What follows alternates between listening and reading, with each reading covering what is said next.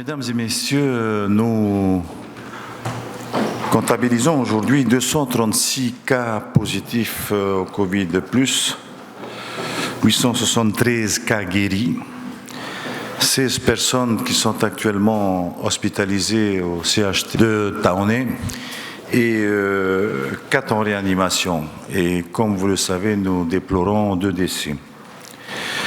Tels sont les indicateurs sanitaires pertinents que nous devons suivre au jour le jour pour mieux appréhender l'évolution de l'épidémie de coronavirus dans notre pays. Le nouveau fait depuis notre dernière rencontre réside dans l'enregistrement de 2 personnes, un couple, mari et femme, atteintes du Covid au moment de leur décès. J'adresse à nouveau mes sincères condoléances à la famille des défunts. Ces personnes décédées étaient âgées de 80 et 84 ans. Elles étaient connues pour des difficultés respiratoires, cardiaques et de surpoids. Toute forme donc de grippe plaçait ces 2 personnes fragiles en situation de danger. Ce couple d'octogénaires fait partie de ces personnes vulnérables et fragiles de notre pays dont on vous parle et répète depuis 6 mois. Comme vous tous, je regrette ces 2 décès car j'ai le sentiment que certains n'ont pas accordé suffisamment d'importance à nos recommandations depuis tout ce temps. Ces premiers cas de décès doivent désormais nous pousser à intensifier la prévention et appliquer les gestes barrières. Décéder du Covid n'est pas une fatalité. Si nous voulons protéger nos matahiepo, nos personnes handicapées, nos personnes en longue maladie, nos diabétiques, nos malades cardiovasculaires, nos malades du cancer, c'est-à-dire toutes nos personnes ayant une santé fragile, nous devons appliquer et mettre en œuvre tous les gestes barrières d'une façon stricte. Les gestes barrières deviennent aujourd'hui des gestes de vie. Ce sont nos seuls remèdes. En l'absence de vaccins, en l'absence de médicaments, les gestes barrières sont le seul et l'unique remède au virus. De ce fait, chaque individu, par son comportement, devient le remède et le seul protecteur de lui-même et des autres. J'insiste, nous sommes les seuls médecins de cette maladie. Nous sommes les seuls remèdes de la Covid-19. Ce matin, j'appelle solennellement à nouveau chaque Polynésien et chaque Polynésienne à prendre à cœur, à prendre au sérieux les gestes barrières, donc à minimiser les contacts physiques avec vos proches, avec vos amis, avec vos collègues et avec toute personne rencontrée dans les espaces publics. Je sais que vous avez déjà beaucoup fait. Je profite pour vous en féliciter des efforts déjà déployés, mais je crois qu'il faut aller plus loin. Il faut tenir et ne pas capituler contre cet ennemi.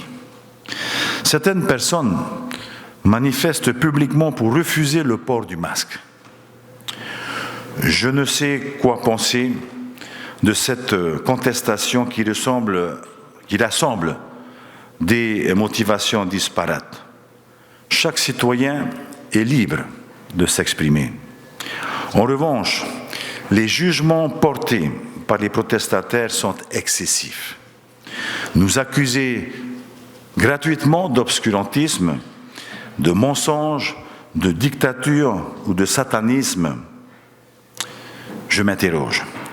Nous n'avons, par exemple, jamais parlé du port de masque pour les enfants de 4 ans. Cela relève plus de l'attaque politique que du vrai débat sanitaire. À Tahiti, nous sommes au stade 3 de la gravité sanitaire sur une échelle maximale de 4. Le stade 4, signifierait une contamination générale de la population. Nous n'en sommes pas encore là, et je ne le souhaite pas au même titre que vous. Notre souhait est que nous nous mobilisions tous ensemble pour arrêter cette propagation, et je dis que c'est possible. Nous sommes un peuple à taille humanitaire. Nous sommes au total 280 000 habitants. Les zones de forte concentration des cas positifs se situent entre Punavia et Mahina, qui comptent à eux 130 000 habitants. Nous n'avons pas à traiter, fort heureusement, une communauté humaine de plusieurs millions d'habitants. Donc, si nous nous mobilisons, si nous restons soudés, si nous restons solidaires, nous pouvons réussir. Quant aux archipels, ils sont restés au stade 1 de l'épidémie. Je rentre des îles sous le vent, j'observe que les habitants respectent à la lettre les consignes de protection. Ce respect des consignes reflète, à mon avis, le grand sens communautaire de ces populations. Les habitants de nos archipels ont compris et intégré l'idée que se protéger, c'est aussi respecter l'autre, respecter les autres. Et qu'il faut protéger les autres pour se protéger soi-même. Grâce à ce sens communautaire, les populations de nos archipels se sont maintenues au stade 1 de l'épidémie. C'est le même sens de la vie en communauté. Respecter l'autre, c'est se protéger. Mes chers compatriotes, mes chers amis, la seule bonne manière de vaincre le coronavirus est de casser la chaîne de propagation de ce virus. C'est pour cette raison que nous faisons les tests à grande échelle dans les quartiers touchés par le virus afin d'identifier très rapidement les personnes infectées et les isoler aussitôt pour casser la chaîne de propagation. C'est notre objectif. Alors comment le faire? Je vous rappelle ici les recommandations essentielles qui vont nous sauver, en fin de compte. 1, c'est la discipline et le respect de tous les gestes barrières. Tout d'abord, par les gestes barrières de chacune et de chacun d'entre vous. Je vous implore de les mettre en œuvre et de les respecter avec vigueur. Encore plus, si vous avez parmi vos proches des personnes ayant une santé fragile. Je le répète, chaque personne, par des gestes barrières, est son propre remède et le remède pour ses proches. Le nombre de nouveaux cas positifs ne pourra diminuer à coup sûr que si, et seulement si, nous adopterons et respecterons tous les gestes barrières.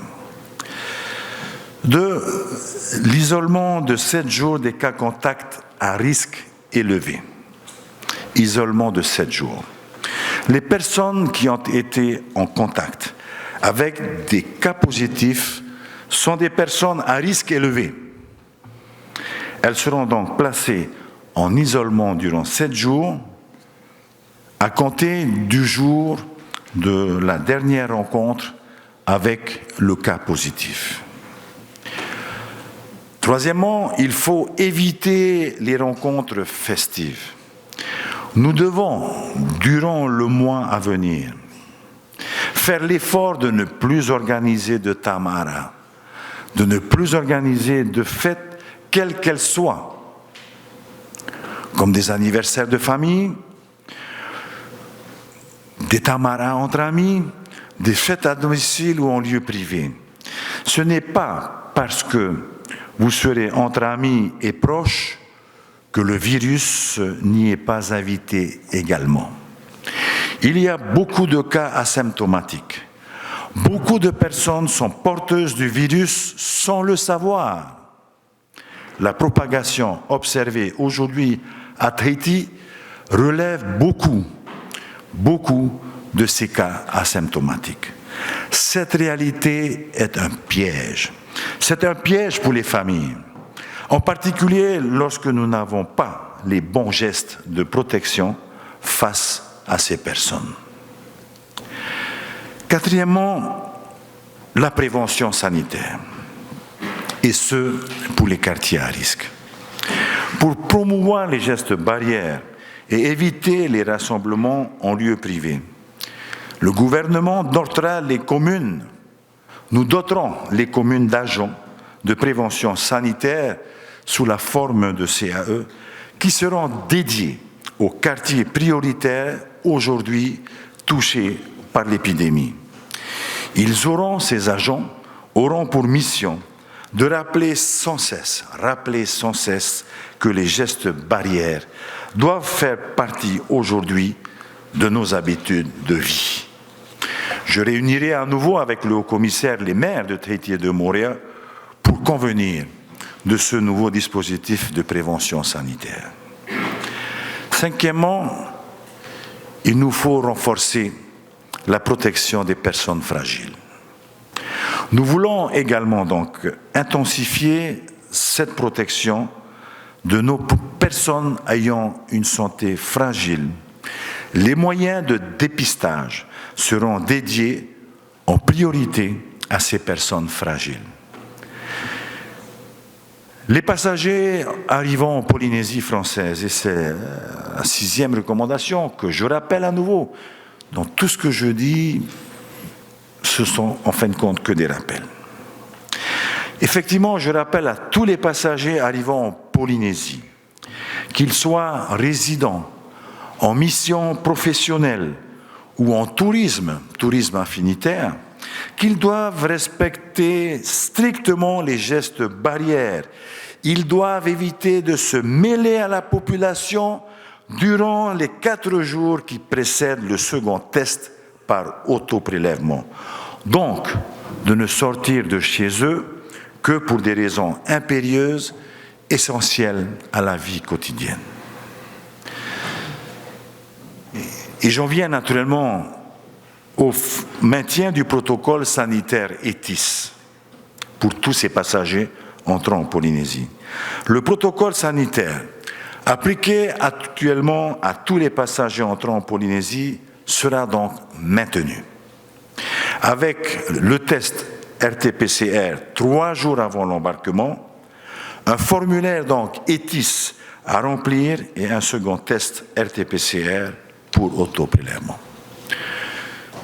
Voilà ce que je voulais vous rappeler aujourd'hui, mesdames et messieurs, mes chers amis, et vous dire que nous ferons tout dans les jours à venir pour protéger ces clusters, ces quartiers, ces lotissements où effectivement se développe le Covid+, qui fait qu'aujourd'hui, effectivement, nous affichons plus d'1 millier de cas chez nous. Et dans un proche avenir, nous mettrons en place une surveillance accrue dans les zones ou les quartiers ayant une forte concentration de ces cas. Voilà ce que je voulais vous dire aujourd'hui. Je vais laisser la parole à Monsieur le Haut-Commissaire.